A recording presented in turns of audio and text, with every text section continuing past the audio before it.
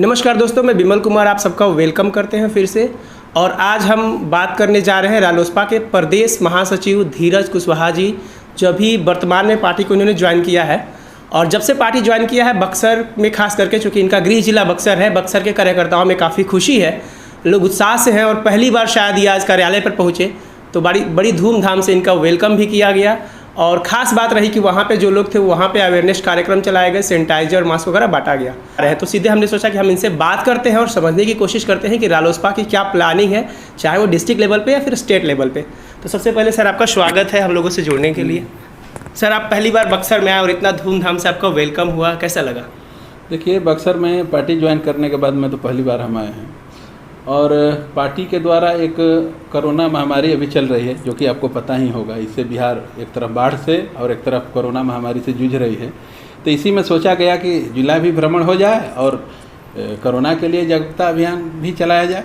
और घर घर तक जाकर हम लोग कार्य कर ही रहे हैं और प्रशासन भी जागरूकता अभियान चला ही रही है। तो हम लोग इसी माध्यम से आए, आज मास्क और सैनिटाइजर का वितरण किया गया। सर आपने पार्टी ज्वाइन करी और पार्टी में एक बड़ी जवाबदेही आपको मिली है प्रदेश महासचिव की। क्या आपको लगता है कि आप इस पर खरे उतरेंगे? पार्टी के लिए क्या कुछ करने वाले हैं आगे? देखिए, मैं पेशे से व्यवसायी रहा और सामाजिक कार्यों में हमारा बचपन से ही रुचि था। सामाजिक कार्य करते करते बात यहाँ तक पहुँच आई कि कहीं ना कहीं जुड़ के काम किया जाए।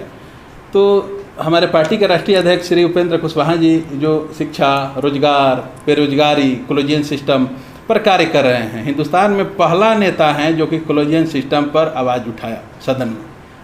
तो ये सब विचारधारा को देखते हुए हमने रालोसपा का रास्ता चुना। नहीं, लोग तो ये भी बोलते हैं कि रालोसपा ऐसे संगठन है जो कभी किसी आइडियोलॉजी लोग कंटिन्यू नहीं रहती है, कभी जिधर लाभ मिलता उधर चल जाती है, क्योंकि आप लोग बीजेपी में भी पहले थे और अभी उसके खिलाफ बोल रहे हैं। ये बेबुनियाद आरोप है। राजनीति में तो आप जानते ही हैं कि अपना गोटी सेकने के लिए कुछ भी बोला जाता है। आप देख रहे होंगे कि एनडीए में मुद्दा तो कुछ है नहीं। सुशील मोदी जी डेली कहते हैं कि लालू जी का जंगल राज। अरे जंगल राज के नाम पे तो आपने 5 साल, 10 साल, 15 साल राज कर ही लिया। कुछ दिन पहले आप लोगों के माध्यम से एक न्यूज़ भी आया था कि छपरा में पुल एक उद्घाटन करने वाले थे, माननीय मुख्यमंत्री बिहार के हैं, बाढ़ में पुल बह गया। तो बिहार में विकास रहा कहाँ? विकास तो बह गया। हम तो ये कहना चाहेंगे कि अगर 15 सालों में सरकार जो अपनी नाकामी को छिपा रही थी, अगर शिक्षा, रोजगार और मेडिकल सेक्टर में अगर कुछ किया गया रहता तो ये कोरोना महामारी में जो भी आए से सब सरकार के पोल खुल चुकी हैं। आप देख रहे होंगे कोरोना इतनी बड़ी महामारी है, कहीं रोड पे किसी को मरते हुए आपने देखा? जो भी हॉस्पिटल में गया, हॉस्पिटल में जाने के बाद में दम तोड़ा है। ना वहाँ दवा का व्यवस्था है, ना वहाँ बेड की व्यवस्था है, नहीं डॉक्टर बढ़िया तरह से इलाज कर रहे हैं। डॉक्टर क्या करें? डॉक्टर को भी सुविधा नहीं दिया जा रहा है सरकार की तरफ से। तो कौन मरने के लिए जाए? भगवान भरोसे सरकार चल रही है। लेकिन वो लोग का तो ये कहना है कि जो गठबंधन है जो लड़ाई देने वाली है, क्योंकि बहुत जल्दी चुनाव होने वाला है और आप लोग भी तैयारी कर रहे हैं, तो गठबंधन में अच्छी तालमेल नहीं जिसका लाभ बीजेपी और जेडीयू उठा सकती है, ये कहना विपक्षियों का है। बेबुनियाद आरोप है, ऐसा कुछ नहीं है। महागठबंधन में ऑल इज वेल है। अच्छा। और जो भी सीट का बंटवारा होगा, हमारे राष्ट्रीय टीम के जितने भी पदाधिकारी हैं वो मिल के तय करेंगे। जो भी फैसला होगा वो मान्य होगा। क्या माना जाए कि सब कुछ ठीक ठाक है? सब कुछ ठीक है। चुनाव चूँकि जिस तरीके से दिखाई दे रहा है, लग रहा है चुनाव बहुत जल्द होने वाला है, लेकिन यहाँ पे जो एनडीए गठबंधन की लोग हैं वो लोग वर्चुअली रैली कर रहे हैं, लगातार काम कर रहे हैं। आप लोग कहीं खुल के काम नहीं कर पा रहे हैं लॉकडाउन की वजह से। देखिए, हमारा ये कहना है कि एनडीए का अलग विचारधारा है, हम लोग का अलग विचारधारा है।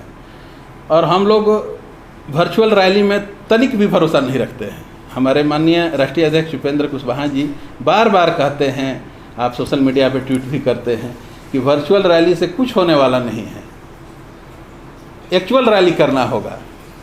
और कोरोना जो है इसका तो कोई ठीक नहीं है कि 10 दिन में भी ठीक हो सकता है। वैक्सीन अगर आ जाए तो 10 दिन में भी ठीक हो सकता है, 1 महीना में भी ठीक हो सकता है और 3 महीने में भी ठीक हो सकता है। तो आप चूँकि बक्सर से हैं, तो अगर आपकी पार्टी इन फ्यूचर कुछ कर पाती है चुनाव में, तो बक्सर के लिए आपके क्या ड्रीम होंगे? क्या बक्सर के लिए सबसे बड़ा चीज़ है कि जो ये विश्वामित्र की तपोभूमि है और यहाँ पर अगर सरकार थोड़ा सा भी ध्यान देती तो यहाँ टूरिस्ट लोग इतने आते, बक्सर का इतना विकास होता, बाहर से पैसा आता, इन्वेस्ट होता। लेकिन यहाँ के जितने भी प्रतिनिधि हैं सब आते हैं। यहाँ के राजपुर के विधायक हैं जो अभी हमारे बिहार सरकार में मंत्री भी हैं, वो केवल आते हैं कपड़ा सुखाने के लिए।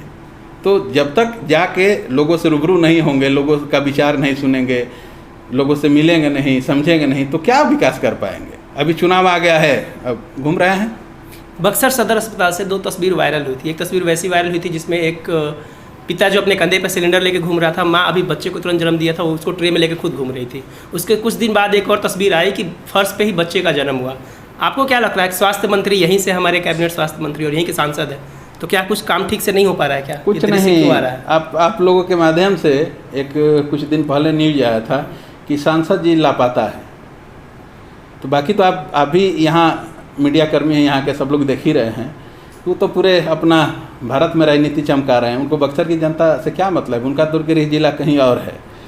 और रही बात बक्सर की सदर हॉस्पिटल की, तो बक्सर का ही नहीं पूरे बिहार का एकदम जो है ना मेडिकल स्वास्थ्य एकदम खराब हो चुका है, कोई व्यवस्था नहीं है सरकार। उनके कार्यकर्ता यही बोलते हैं कि ये जो है सांसद, चूँकि उनका क्षेत्र बड़ा है, दायरा बड़ा है, वो कैबिनेट मंत्री है, तो उनको ज़्यादा काम करना पड़ता है, शायद इसलिए वो बक्सर में नज़र नहीं आते बल्कि काम करते हैं। और आपको पता होना चाहिए कि सांसद के साथ सांसद प्रतिनिधि होते हैं, बहुत तरह के मेंबर होते हैं, APS होते हैं। जो मदद करने वाला रहेगा वो कहीं भी रह के मदद कर सकता है। ये सब जनता को बरगलाने के लिए सब ये पार्टी द्वारा अपना राजनीति चमकाने के लिए किया जा रहा है। एक सवाल और है सर, रालोसपा चूँकि बक्सर में भी काम कर रही है, तो क्या आपको लग रहा है रालोसपा के लोग बक्सर विधानसभा से भी चुनाव लड़ेंगे? देखिए, जब हम लोग NDA में थे तो डुमराव से चुनाव लड़े थे और कुछ ही वोट से हार गए थे। तो अब महागठबंधन में जहाँ मिलेगा सीट, वहाँ पर तैयारी तो चल रही है सब जगह, लेकिन जहाँ पर पार्टी द्वारा निर्णय होगा वहाँ पर हम लोग चुनाव लड़ेंगे। चलिए, तो ये है धीरज कुशवाहा जी, जिनका साफ कहना है कि गठबंधन जो महागठबंधन है उसमें कोई दिक्कत नहीं है, सब कुछ ऑल इज़ वेल है, और ये लोग भी तैयारी कर रहे हैं। और इनका मानना है कि जिस तरीके से नीतीश सरकार ने या फिर यहाँ के सांसद ने लोगों का ठगने का काम किया है, तो शायद आने वाले समय में सरकार इनकी होगी। शुक्रिया।